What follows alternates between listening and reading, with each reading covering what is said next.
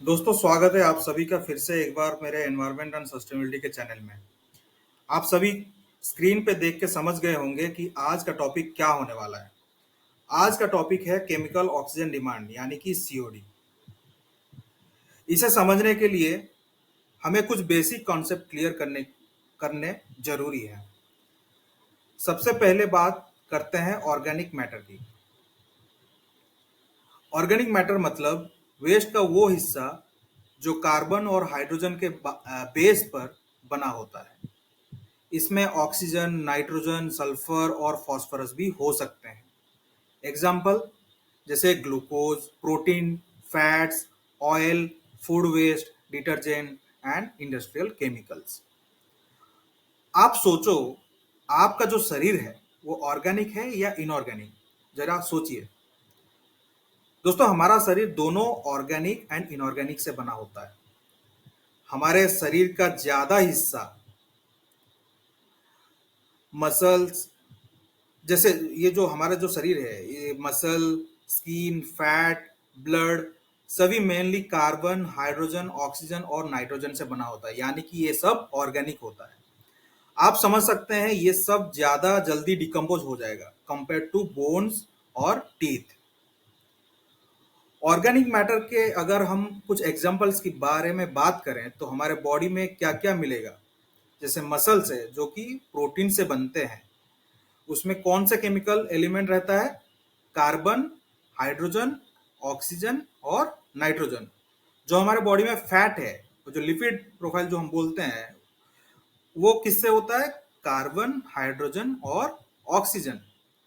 Blood sugar generally क्या होता है, जिसमें जिसको हम बोलते हैं ग्लूकोज, वो कौन से केमिकल्स में बना होता है? कार्बन, हाइड्रोजन और ऑक्सीजन। ये सब ऑर्गेनिक मैटर है क्योंकि ये कार्बन कंपाउंड्स है और बैक्टीरिया इन्हें आराम से डिकम्पोज कर सकती है। अब हम बात करते हैं इनऑर्गेनिक मैटर के बारे में। आपके शरीर में जो बोन्स, टीथ और कुछ मिनरल्स जो होते हैं, जैसे कि एग्जांपल के तरीके हम बात करें, जो कैल्शियम फॉस्फेट है, बोन्स किससे बना होता है? कैल्शियम फॉस्फेट से बना होता है। और टीथ वो हाइड्रोक्सी पेटाइड से बना होता है। और ब्लड के अंदर सॉल्ट, सॉल्ट होते हैं जो कि सोडियम, पोटेशियम, क्लोराइड आयन है। ये सबको हम क्या कहेंगे? इनऑर्गेनिक। ये इनऑर्गेनिक है इसलिए क्योंकि मेनली मिनरल्स और मेटल्स और आयन से बने हैं। बैक्टीरिया के लिए इजीली डिकम्पोज करना पॉसिबल नहीं होता। ये सारे इनऑर्गेनिक मैटर्स कहीं कहीं इसमें आपने देखा, ये इनऑर्गेनिक मैटर में कहीं भी मतलब कार्बन नहीं है, राइट? तो मेरे ख्याल से आप ऑर्गेनिक या इनऑर्गेनिक के बीच में डिफरेंस अच्छे से समझ गए होंगे। अब जो ऑर्गेनिक मैटर होता है, organic matter equal to carbon और हाइड्रोजन बेस्ड कंपाउंड से बना होता है, जैसे प्रोटीन, फैट और कार्ब, जैसे हमने पिछले स्लाइड्स में पढ़ा। अब जो इनऑर्गेनिक मैटर होता है, जो मिनरल्स, मेटल्स या आयन से बना होता है, जैसे कैल्शियम, फॉस्फेट और सोडियम। ठीक है, ये सब हम थोड़ा क्लियरली डिस्कशन कर लिए कि ऑर्गेनिक और इनऑर्गेनिक में क्या फर्क होता है। अब क्योंकि सीओडी जो कि केमिकल ऑक्सीजन डिमांड एक वेस्ट वाटर या वाटर का पैरामीटर है, तो हम समझेंगे कि ऑर्गेनिक मैटर जब बैक्टीरिया द्वारा डिकम्पोज होता है पानी में, तब क्या बनता है। अगर ऑक्सीजन अवेलेबल है तो बैक्टीरिया उस ऑर्गेनिक मैटर को तोड़कर कार्बन डाइऑक्साइड और वाटर बनाता है। ये जो आप देख रहे हो ना, ऑक्सीजन के प्रेजेंस में, इसे कहते हैं ऑर्गेनिक मैटर ऑक्सीडाइज होना। अब सवाल आता है, ऑक्सीडाइज होना मतलब क्या? ऑक्सीडाइज होना का मतलब है ऑक्सीजन के साथ रिएक्ट करना और नया कंपाउंड बनाना। सिंपल शब्दों में अगर हम बात करें, जब कोई सब्सटेंस अपनी एनर्जी छोड़कर ऑक्सीजन के साथ मिल जाता है, उससे ऑक्सीडेशन कहते हैं। जैसे ग्लूकोज ऑक्सीजन के साथ रिएक्ट करके कार्बन डाइऑक्साइड और वाटर बनाता है। अब आपके दिमाग में सवाल आता होगा कि क्या सारे ऑर्गेनिक मैटर ऑक्सीडाइज हो जाते हैं? हाँ, सभी ऑर्गेनिक मैटर के अंदर ऑक्सीडाइज होने की कोशिश होती है, लेकिन इंटेंसिटी अलग अलग होती है। कुछ इजीली ऑक्सीडाइज हो जाते हैं, जैसे ग्लूकोज, प्रोटीन और फैट्स, और कुछ बहुत रेजिस्टेंट होते हैं जैसे प्लास्टिक, लिग्निन, पेस्टिसाइड्स। इन्हें तोड़ना बैक्टीरिया के लिए मुश्किल होता है। अब और इस सबका लिंक है स्टेबिलिटी के साथ। अब स्टेबिलिटी क्या होता है? जो कंपाउंड अनस्टेबल होते हैं उनके बॉन्ड्स वीक होते हैं, वो इजीली ऑक्सीजन के साथ रिएक्ट कर जाते हैं, मतलब जल्दी ऑक्सीडाइज हो जाते हैं।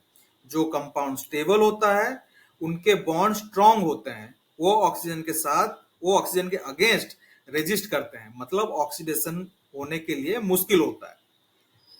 इसलिए हम कहते हैं कि जितना ज्यादा ऑर्गेनिक मैटर पानी में होगा उतना ज्यादा ऑक्सीजन कंज्यूम होगा और सीओडी और या बीओडी बढ़ेगा। और ऑर्गेनिक मैटर की नेचर इजीली ऑक्सीडाइजेबल है या रेजिस्टेंट, ये भी सीओडी के रिजल्ट को इंपैक्ट करता है। अब समझते हैं केमिकल ऑक्सीजन डिमांड का डेफिनेशन। केमिकल ऑक्सीजन डिमांड एक बहुत ही इंपॉर्टेंट वेस्ट वाटर पैरामीटर है। ये एक ऐसा पैरामीटर है जो हमें बताता है कि किसी भी वेस्ट वाटर में कितना ऑर्गेनिक मैटर या पॉल्यूशन लोड प्रेजेंट है। इसको समझना environmental science, waste water treatment और पॉल्यूशन कंट्रोल के लिए बहुत जरूरी है। सिंपल डेफिनेशन ऑफ सीओडी की अगर हम बात करें तो सीओडी एक ऐसा टेस्ट है जो बताता है कि वेस्ट वाटर या पानी में प्रेजेंट ऑर्गेनिक मैटर को तोड़ने या ऑक्सीडाइज करने के लिए टोटल कितनी ऑक्सीजन की जरूरत होगी।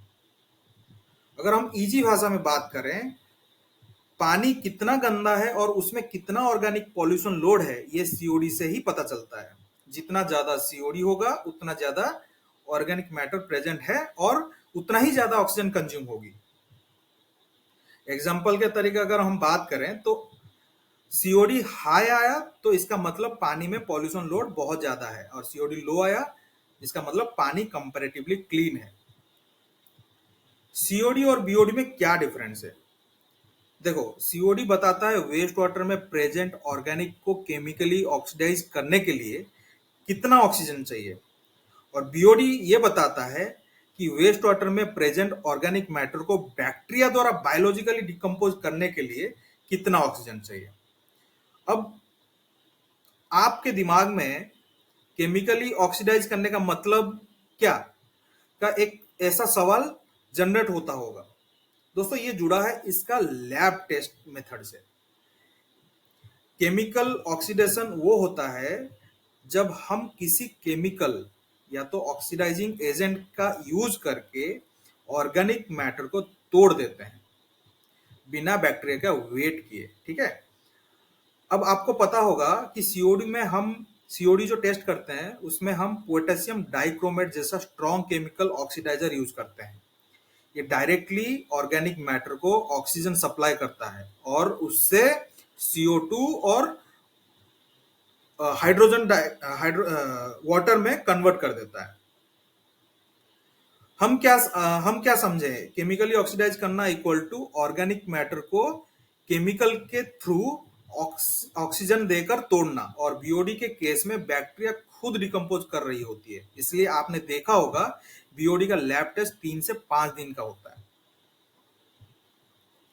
इससे हमें क्या पता चलता है कि पानी में ऐसे कौन से ऑर्गेनिक मैटर या गंदगी है जो ऑक्सीजन से रिएक्ट करके स्टेबल होने की कोशिश कर रहे हैं, मीन्स के पानी से कितना ऑक्सीजन कंज्यूम कर लेंगे।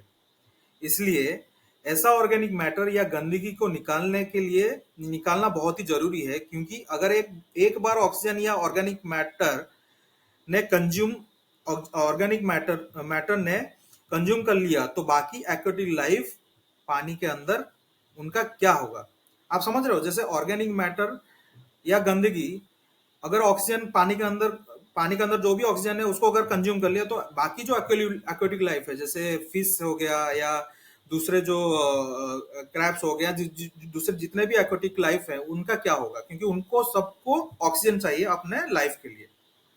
तो दोस्तों, ये था केमिकल ऑक्सीजन डिमांड का कंप्लीट एक्सप्लेनेशन। मुझे लगता है आप सबको इजीली समझ में आ गया होगा। अगर सही में आया समझ तो कमेंट बॉक्स में जरूर पॉजिटिव कुछ लिखिएगा, इससे मुझे हौसला मिलती है ऐसे ही कंटेंट आप सबके पास ले आने के लिए। चलिए, अपने दोस्तों के साथ शेयर करिए और चैनल को सब्सक्राइब जरूर करिए ताकि आपको एनवायरनमेंट और सस्टेनेबिलिटी के बारे में लेटेस्ट अपडेट मिलता रहे। धन्यवाद।